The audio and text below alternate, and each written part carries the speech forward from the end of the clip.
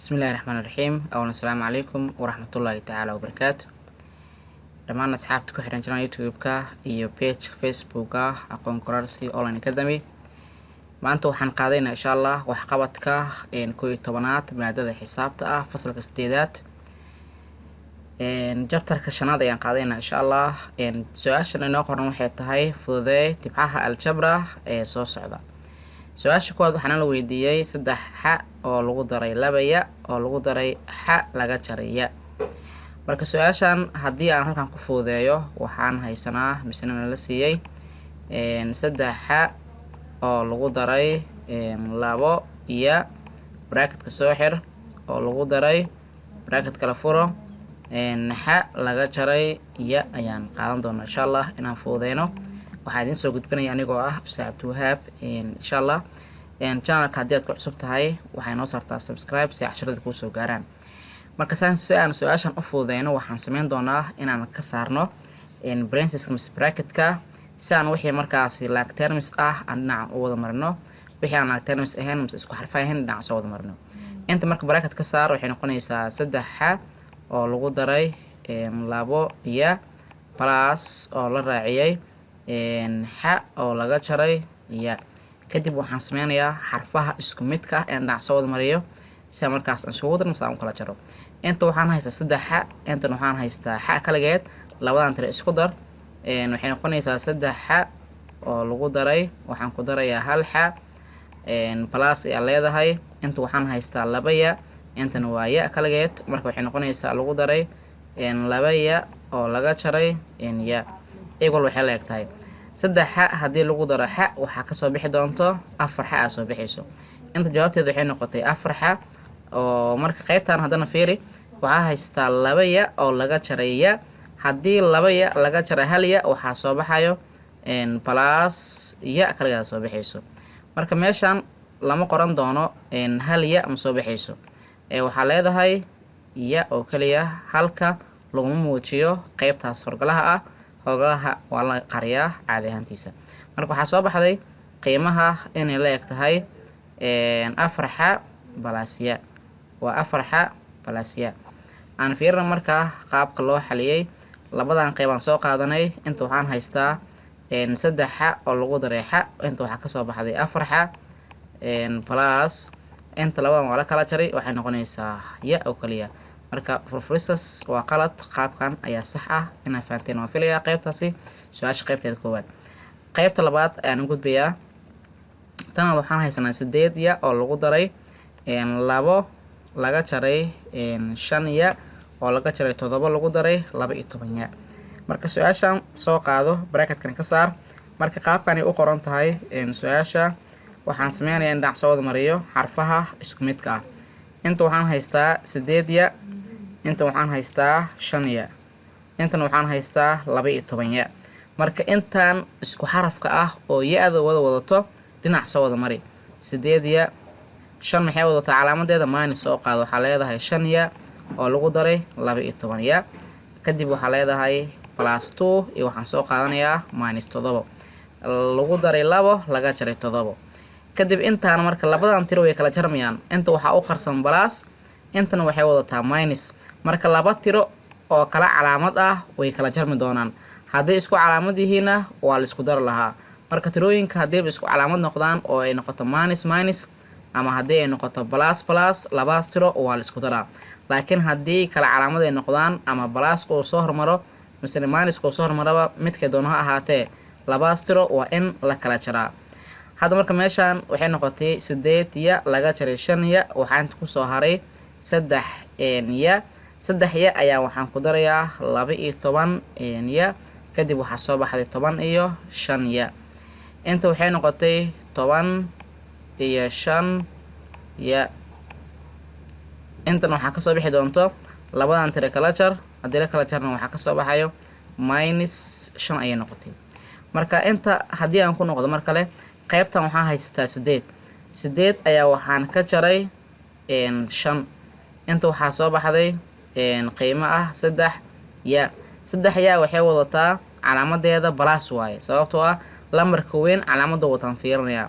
lamarka weyn calaamada wata waa plus ugu weyn waa 8 kan 5 waaye minus ay wadataa lamarku calaamadooda wata marka waa plus waaye plus ka soo qaado plus 3 ya iyo sidoo kale isku darsami doono plus 12 ya kadib waxay noqotay 15 y oo laga jaray intan haddii la kala jaro waxa ka soo bixi doonto 7 ka jar 2 waa 5 marka waa 15 ya laga jaray 5 su-aasha saddexaad ayaan furfuri doonaa waxaan haysanaa 4 xa laba jibaaran 4 xa laba jibaaran lagu daray 2 xa laga jaray 7 oo lagu daray laga jaray 2 xa laba jibaaran laga jaray 7 xa oo laga jaray 6 kadib haddii aan su-aashaan fududeeyo markaas waxay noqonaysaa masaan furfuro su-aashaan ka saar bracketka markaan ka saar bracketka intaan ii soo baxday kadib waxaan dhinac soo wada marin doonaa xarfaha isku midka ah oo square-ka saaran inta waxaan haystaa 4 xa laba jibaaran iyo laga jaray 2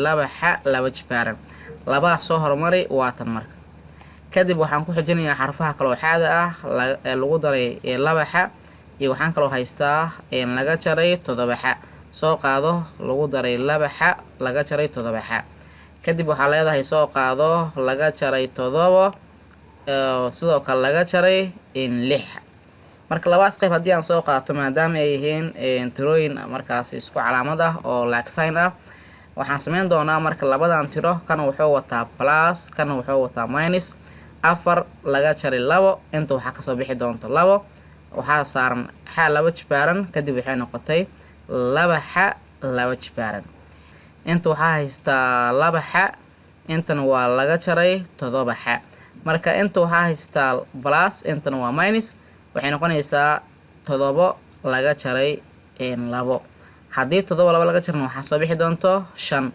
calaamada lamarka ugu weyn wuxuu wataa minus oo wataa kadib waxay noqotay laga jaray 5 xa kadib labadan tirna waa laba tiro isku calaamad ah minus iyo minus waa laba tiro like sign ah labadaas tiro waa in la isku daraa calaamadooda la soo qaataa 7 lagu daray 6 waxaa kasoo bixi doonta 13 calaamadda wadatana waa minus kadib waxay noqotay laga jaray 13 marka jawaabta qaybta su-aasha saddexaadna waxaa soo baxday 2 xa laba jibaaran laga jaray 5 xa laga jaray 13 su-aashaasna inaad fahanteen waan filayaa su-aasha afraad ayaan u gudbayaa marka su-aasha afraadna waxaa ku qoran wase nala weydiiyey xa laba jibaaran oo lagu daray 4 ya laba jibaaran oo lagu daray 4 xa lagu daray ya laga jaray 2 ya laba jibaaran oo laga jaray 2 xa oo laga jaray 7 ka saar bracketka kadib waxaa ii soo baxday intaan ayaan dib u qortay kadib waxaan sameynayaa maadaama qaybtan saan ay tahay soo qaado square-kan iyo waxaan